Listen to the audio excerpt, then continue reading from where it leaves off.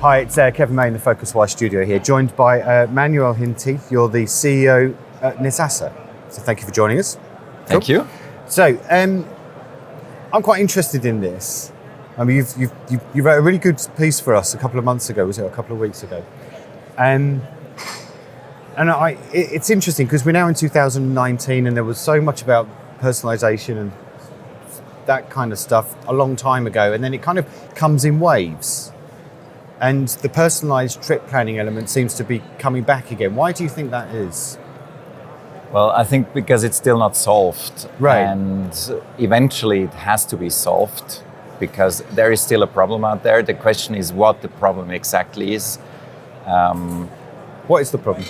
I think the problem is that the whole process still doesn't really fit together. I think the problem is not that we should do away with the planning, because that's pretty much a consensus with a few people that people love to plan, so we shouldn't take the planning away from them. But the problem right now is that all different parts of the processes are still very detached, and that leads to a huge error potential and to a lot of friction. And I think this friction still has to go away, and somebody still has to provide the solution to remove that friction. Okay, so what would you say are the kind of the common issues that the partners that you're working with are coming to you and saying, we want to be able to offer this, but we're a bit worried about X or Y? What would some of those kind of problems be? Well, I think one point is that it's really not just about travel planning, and maybe that was also one of the fallacies of earlier waves, that they just try to solve the planning, but you really also have to solve the booking and the fulfillment side. So as soon as you want to do it on a larger scale, actually the biggest problems come on the back end of the booking. Post-booking processes, fulfillment, booking changes, and all of those things. So this is definitely something that just has to work. The other thing is always content, and content will always be a topic, like where do I get my content, my curated content, the content I want. When you talk to legacy players, it's often also the case that they have to figure out whether their own contracted content is really better than the content that you could get through wholesale. And so content will always be an issue. One of the things I was going to ask here was around inventory. I mean, what are the kind of limitations that you still find with getting inventory for the trip builder system? Well, there are just a few product categories that aren't 100% online yet. I mean, flights are online, of course.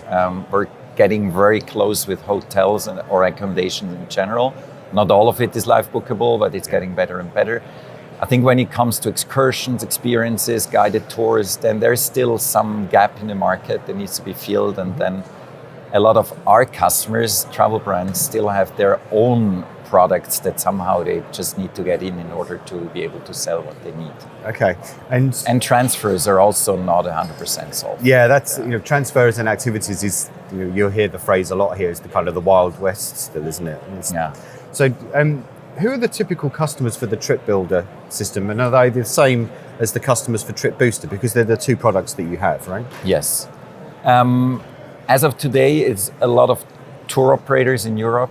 We're moving more and more also into the agent space. And honestly, when you look at it from an international scale, what's really the difference between an operator and an agent? This is why we have started to talk about travel brands. Basically, the customer for Trip Builder is any travel brand, online or offline, that just wants to sell personalized packages. Okay, and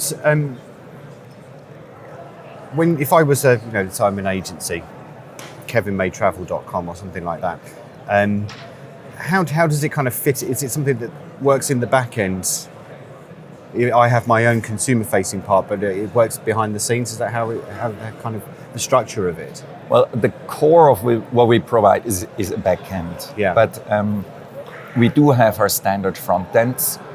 Okay. So as a customer, you could use our standard front ends just as we provide it, but you also get APIs where you can build your own front ends. And what we see is that the bigger customers, for B2C, they tend then to build their own front ends with their own corporate design and their own, basically in line with their online marketing.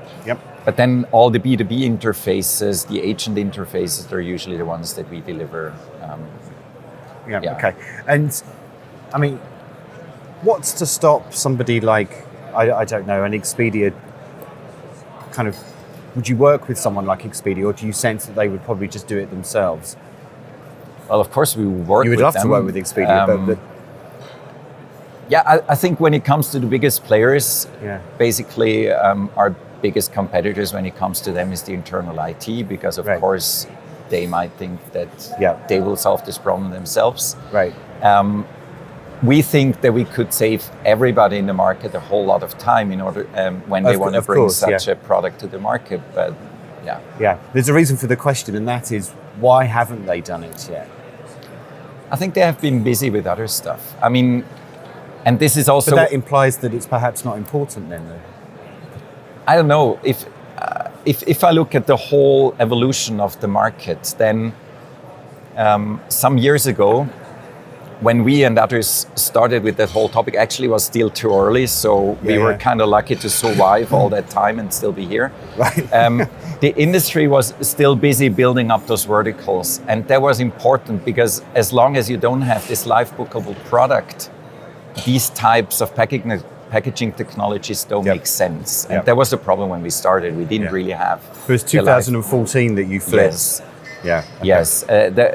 The product was not there. So there is a reason in retrospect why the industry first had to build up those verticals and make sure that all that product gets online before you can start combining it. And I think that's exactly what's going to happen next. Okay. Brilliant. Well, best of luck, Manuel. Thanks for joining us in the studio. Thank you.